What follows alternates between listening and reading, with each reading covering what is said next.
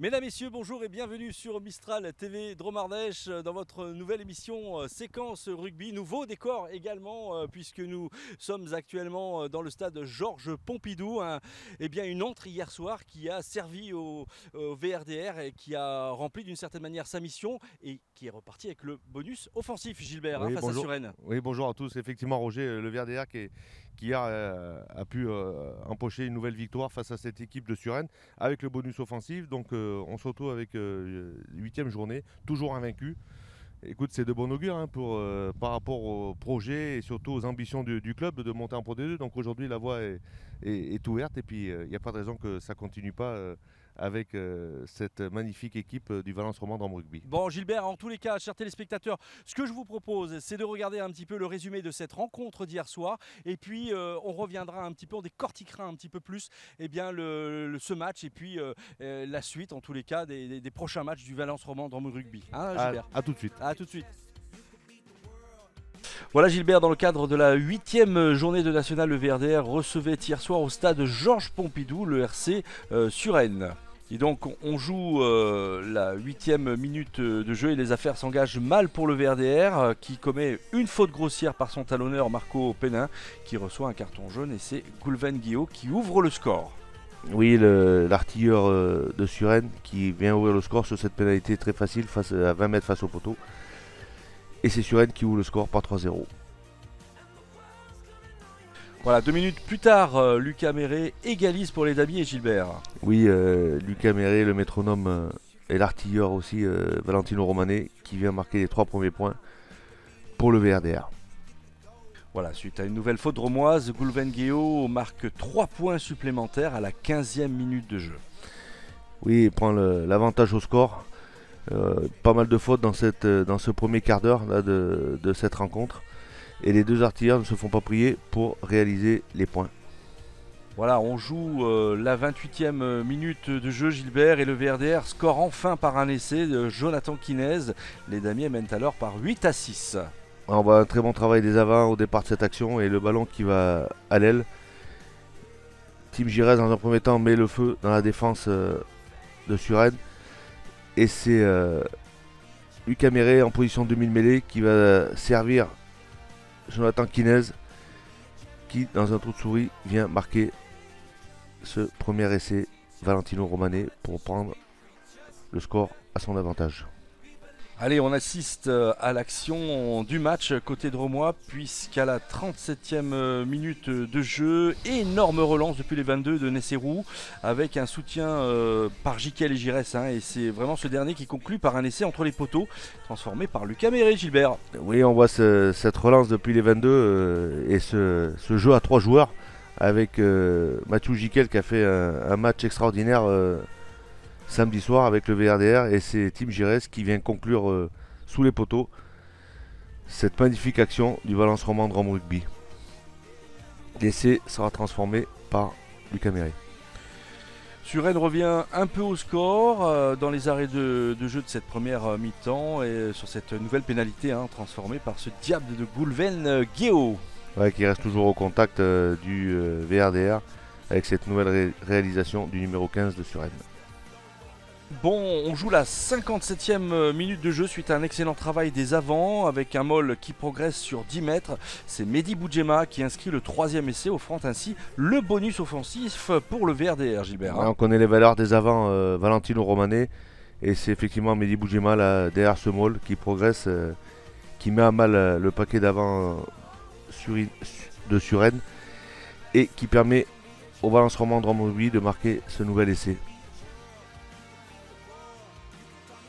Le VRDR s'impose sur le score de 22-9, Gilbert.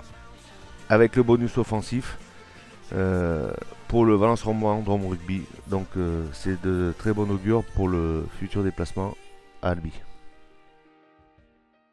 Voilà donc ce résumé de match commenté par Gilbert et par moi-même. Gilbert, un VRDR, comme tu l'as dit dans l'introduction, qui a le vent en poupe avec toutes ses victoires, jusqu'à un bon début, en tous les cas un bon début de saison. Malgré tout, attention de ne pas s'endormir sur ses lauriers.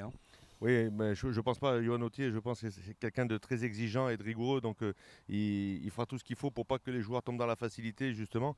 Mais aujourd'hui, le plat de résistance va arriver, puisqu'on sait que le prochain bloc, déjà il y a le premier déplacement pour conclure ce bloc, il va y avoir samedi prochain le déplacement à Albi, qui est prétendant à la montée aussi avec le Valence Romand Drôme Rugby, et puis derrière la réception de Dax le vendredi 18 novembre. Important. Donc ça va rester un bloc très compliqué, puisque c'est pratiquement les 5 premières équipes de la poule que le Valence Romand Drôme Rugby va devoir affronter. Alors on a retrouvé un botteur en tous les cas, on le voit. Hein. Ce qui change par rapport à l'année dernière, c'est que cette année, eh bien, notre botteur favori rentre beaucoup plus de pénalités et de transformations. Hein. Oui, effectivement, le métronome Lucas Méret qui a encore été très bon hier soir, avec je crois qu'un seul échec de tête, un ou deux échecs par rapport au nombre de coups de pied. Mais par contre, il va falloir vraiment reprendre un peu de discipline, parce que beaucoup de fautes encore. Beaucoup de maladresse aussi sur les temps forts du Valence Romand Drôme Rugby, où on a vu l'arbitre siffler sur une touche qui était à 5 mètres de la ligne de Suresnes et sur un mauvais lancer. Donc derrière, ces imperfections et ces fautes qui font que le Valence Rugby ne peut pas aggraver le score tel qu'il aurait pu être hier soir. Oui, puis on l'a vu hein, dans les premières minutes de ce match. En tous les cas, le VRDR, un des joueurs a été exclu sur carton jaune suite à une faute grossière, hein, et on l'a dit dans le résumé. Comment mieux entamer ces débuts de match, Gilbert? Bon, après, il y a surtout la pression. Hein. Les joueurs, ils sortent des vestiaires avec beaucoup d'envie. Puis il faut surtout essayer de garder cette maîtrise et éviter les fautes grossières, comme on l'a précisé dans le résumé. Mais derrière, attention les plaquages. On a été encore sanctionné sur plusieurs plaquages hauts, dont un qui aurait pu aussi être sanctionné par un carton jaune, qui monsieur l'arbitre a jugé, puisqu'il avait l'appui de son juge de touche, de ne pas sanctionner d'un carton jaune. Mais attention à toutes ces fautes qui peuvent justement nous mettre en difficulté maintenant sur les grosses écuries qu'on va devoir affronter. Alors on a une position de leader, hein, Gilbert. On se rappelle aussi ce bon match nul à Bourgoin la semaine dernière. Finalement, comment engager les matchs futurs, puisqu'on se le rappelle, on va jouer contre des grosses cylindrées de ce championnat. Comment engager ces matchs futurs avec cette position qui n'est quand même pas forcément une position simple, être en position de leader, hein. Oui, mais enfin, c'est quand même toujours beaucoup plus simple, Roger, d'être leader que relégable. Donc aujourd'hui, les joueurs ont les cartes en main pour pouvoir continuer une saison, finir cette saison aussi bien que ce qu'ils ont commencé. J'en doute pas, Johan Autier et tout le staff est là aussi pour redresser les choses quand elles ne vont pas, pour remettre de l'ordre. Donc en espérant que l'objectif soit atteint à la fin de saison et que la saison prochaine on puisse voir le Valence Romand Drôme Rugby en Pro D2. C'est encore tôt pour en parler de toute manière. Mais oui, bien sûr. Bon, vu ce début de saison, j'espère que tout va bien se passer. Et surtout, je pense qu'il va y avoir ce sera vraiment un bon indicateur, ce fameux troisième bloc contre les grosses écuries de la poule. Des coprésidents heureux, un public reconquis peut-être, Gilbert. On a vu du monde hier soir. Hein. Oui, encore du monde. Il y avait déjà du monde contre Nice et encore du monde qui s'est déplacé au stade Pompidou.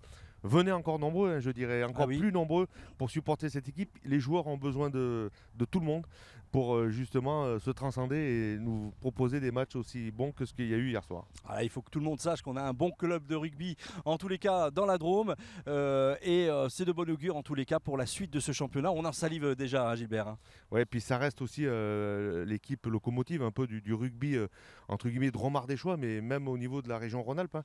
Il faut vraiment que le Valence Romand Drôme Rugby, ça reste une locomotive pour les annonceurs, pour le public, pour redonner un peu d'engouement et puis surtout de bonne humeur, parce que dans les périodes difficiles qu'on traverse, venir au stade, c'est se lâcher un petit peu et puis être dans la fête avec tous ces joueurs du Valence Romand Drôme Rugby et le staff et tous les dirigeants du club. Ouais, même si on n'oublie pas évidemment nos clubs ardéchois avec le RCAV qui peine un petit peu en ce moment, Gilbert, mais on a un bon club aussi dans le Nord Ardèche à Nonay, hein, on ne le souligne pas suffisamment, mais c'est deux clubs phares du département ardéchois et c'est peut-être un petit peu important et on fera peut-être à un moment donné un petit clin d'œil à ces deux clubs. Hein.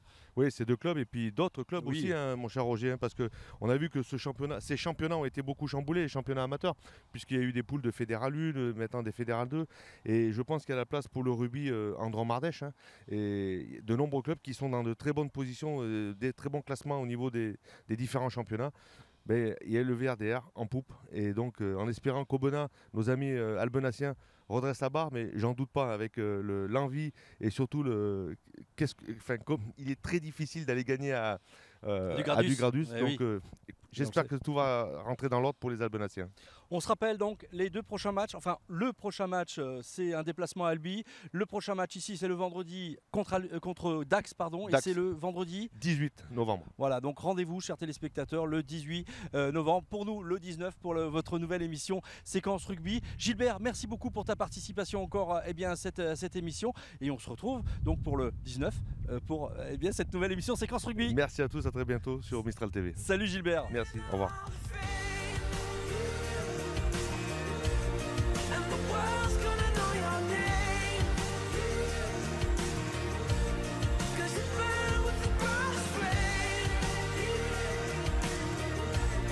The world